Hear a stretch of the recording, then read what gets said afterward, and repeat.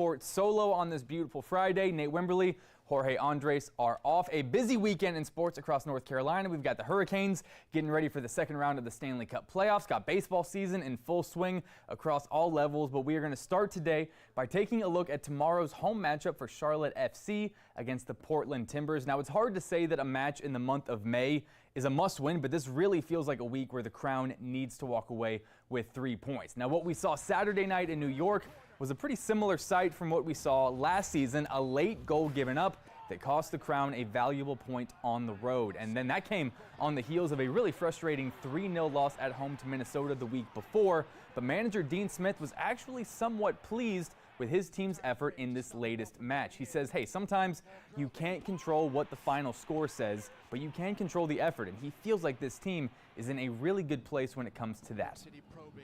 The thing you're never in control of in a game is the result, because there's so many different things that can happen, that can change a result. It can be a mistake, it can be a slip, it can be an official's decision. What you can control is your performance. And if you perform really well, you've got more chance of winning. And it is a prime opportunity to see the results matching the effort. Portland coming into town with no wins in its last 7 matches. That dates all the way back to March 9th. The last time the Timbers got a win. Let's take a look at the current Eastern Conference standings in the MLS. The Crown, again, only earning 3 points in the month of April with 1 win. That let a few teams kind of hop them in the standings. Inter Miami still holding down the top spot with 21 points on the year. Charlotte down to the 11th spot, but only 1 point out of a playoff position. And look how tight those teams are bunched from the 7 to 11 spot on the board, all within just 2 points of each other. It's very early, a lot of time left in the season, but not exactly the start that the club was hoping for. And to help break down some more of this matchup and the current state of Charlotte FC, we are joined by Axios Charlotte reporter Ashley Mahoney here in studio with us. Ashley, thank you so much for taking the time. Cam, thank you so much for having me. What a week for Charlotte. There's a music festival going on right now in Uptown, and a lot of people have said, will that, impact Charlotte FC's attendance? And when I went to Charlotte FC's match when the NCAA tournament was also in town, they still had over 30,000 people. So I don't think that should be too much of an indicator, but it is going to be buzzing in Uptown, so expect a lot of traffic if you're heading up there this weekend. Yeah, another thing might affect the attendance a little bit is the weather. We'll talk about that in just a little bit with meteorologist Alicia Wilson. But let's talk about the team on the pitch right now. Kind of a mixed bag. You've seen some good, you've seen some bad. Where do you feel like the team is right now in terms of how close they are to getting to their best soccer right now? They're struggling. It's like you said, it's early, it's May. There's still plenty of time left, so you don't want to crucify them now. But at the same time, Dean Smith said from the get-go that this would be a team that would be hard to beat. They would not be the same side that conceded goals in the final, 10 minutes like they did so many times last year. And now you have to see if the energy that they had on night 1 when they came out and won their opener for the first time in club history, can they find that same energy? Or is it a matter of, okay, well, now it's time to see what you're actually made of? Yeah, and again, we talked about it so much last season. It's the late goals, the equalizers, the go-ahead goals. You're leaving a lot of points on the table with those final 10 minutes, like you were saying. In terms of the construction of how these goals are being given up, are you seeing kind of a similar blueprint from last season, or are they kind of finding a different way to squander these goals? Well, they've also had a number of instances where they haven't had consistency in their back four lately. You've had players who have had to step in due to other players, being out, whether it's green card issues, injury, and the biggest thing is you want to have a consistent center back pairing, and they've struggled with that as of late. So now if they can find a consistent center back pairing, if they can keep everyone healthy, then I think they'll be on their way. But at the same time, you need your designated player in Enzo Capetti putting the ball in the back of the net. He's significantly improved. I gave him a little bit of a hard time at the start of the season for how much he would, as people say, flop. And he stayed on his feet a lot more. Now he needs to put the ball in the back of the net. Gotcha. All right, well, we're going to take a really quick break here on The Point after. We will be right back in just a little bit more from Ashley Mahoney breaking down Charlotte FC and their weekend match against the Portland Timbers. Stay with us. The weather, it's always changing, and it affects us all every day. From sunny to severe and anything in between. We've issued a first alert weather day this Friday. We are expecting heavy downpours. Trust the WBTV First Alert Weather Team to alert you first, days before severe weather impacts your plans. Round 1 moving through this morning. We'll see round number 2 bringing severe weather. WBTV's First Alert Weather Team is on your side with Charlotte's most accurate forecast 9 years in a row. It's a beautiful day out, Dad. Let's go. There's another sunny day in the forecast. Dad, do you want to go for a walk? High temperature right around. Saturday is a first alert weather day. Several rounds of showers and thunderstorms coming up from the south.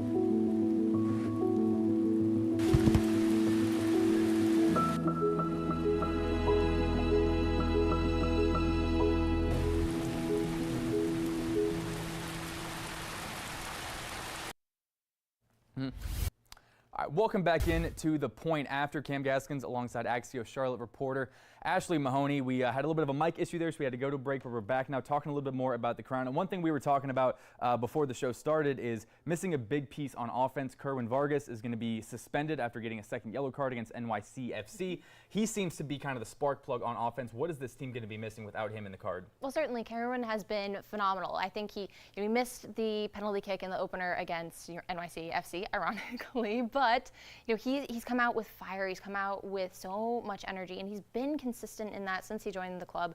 But at the same time, without him, it's an opportunity for other guys to step up, and you want to see how they're able to adapt without him. And it's as cliche as it is, it's that next man up mentality. Gotcha. And you talk about just how much this crowd, or the team feeds off the home crowd. And I know it might be a little wet. We'll get to the weather in just a second. But how do you expect the home crowd to be?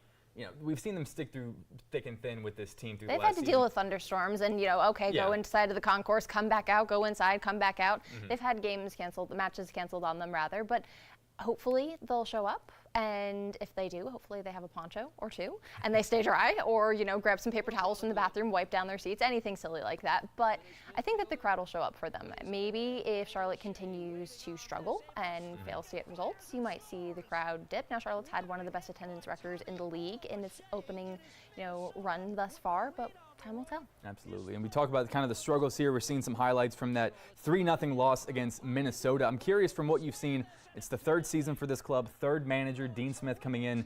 Do you sense any sort of a shift in identity with this team, or do you feel like this team is kind of holding a lot of the same struggles and the same identity from last season? I think it's very different. You have a lot of new faces with this particular group.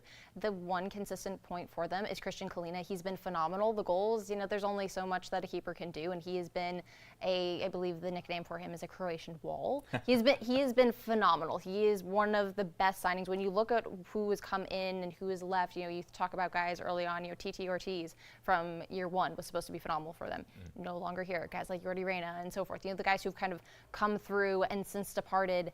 You have someone like Kalina who has been solid, even going through back surgery prior to starting last season. He has been just such an anchor for this club. And even guys who aren't necessarily on the pitch and working their way back from injury, like Brandt Bronico.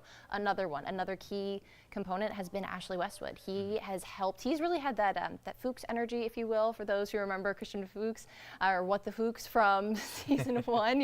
Having that same energy, that leadership. They've done a phenomenal job in terms of bringing this club forward. I think you are starting to see an identity, but it'll certainly help if this time next year they have the same manager. And then I've seen a lot on social media about fans kind of questioning Enzo Capetti and sort of his role. I know when he was brought in, he was supposed to be this aggressive striker, a goal scorer. We're expecting goals on goals on goals. Where are they? It seems like he's playing more of a facilitating role with the offense. How have you sort of seen his role kind of develop and maybe ebb and flow a little bit this year? Well, it is very different because last year the expectation was that Karol Swiderski would play more of a playmaker. He would pull the strings, feed the ball to Enzo. Enzo puts the ball in the back of the net. And that's not really what's happened. One, Karol's not here anymore. And two, Enzo just isn't finding the back of the net. And it certainly isn't for a lack of effort, and the concern has been, throughout this club's very brief history, is not having wingers who can provide service. So I think it's a combination of the two, but time will tell. Awesome. Well, Ashley Mahoney, thank you so much for taking the time. If you me. haven't already, find her on Axios. Charlotte does a great job of covering the team,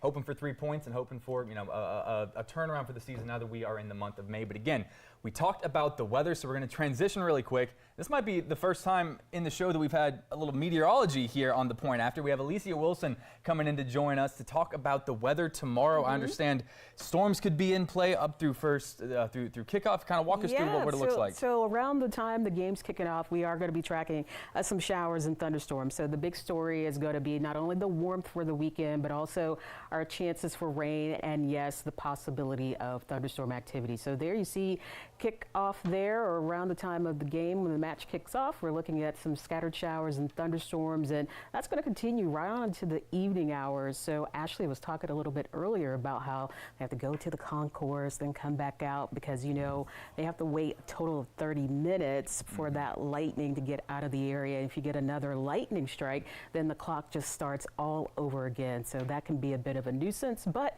we want everyone to be safe, including the players and the fans. Of course, make sure you're bringing your ponchos. I understand umbrellas are not allowed inside of the arena. And I also talked with the team spokesperson just a little bit ago. It's an 8-mile radius from Bank of America Stadium. So anything within that 8 miles starts that 30-minute clock. But the thing is, if it's just rain, they should be able to play, unless for some reason the rain creates standing water that would be an issue for the players. But with this artificial turf, that doesn't seem like an issue.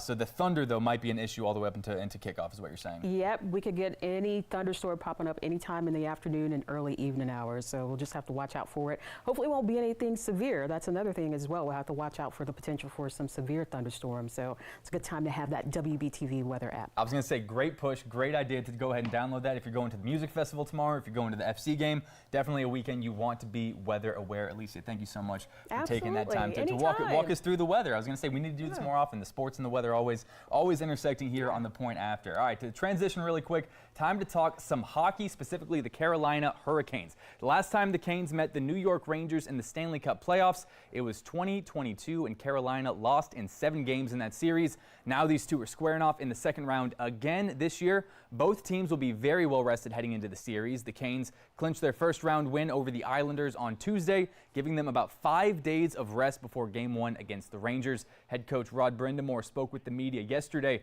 saying the mental and physical break is certainly welcome, but the goal is to keep his players as sharp as possible despite the break. Mentally, it's nice to decompress a little bit. There's so much, I don't want to call it stress, but there's just a lot on as soon as it's on, the game start, you're in it. And so I think we've taken a little time here to just decompress and then step on the gas again. So there's a little bit of a balance there, but at this time of the year, I don't know how much you're getting better as you're practicing. It's more just making sure reinforcing things and trying to stay sharp. The Canes and Rangers will kick off the second round Sunday night in New York. As of right now, the start time is yet to be announced, as some of the other first-round matchups are finishing up. All right, well, that'll just about do it here on this Friday edition of The Point After. Thank you so much for joining. As I'm holding down the fort solo again, Nate Wimberly, Jorge Andres will be back next week. We got a lot to break down, hopefully a Charlotte FC win, and we'll also talk Canes Rangers Game 1 from Sunday night. Have a good one, guys.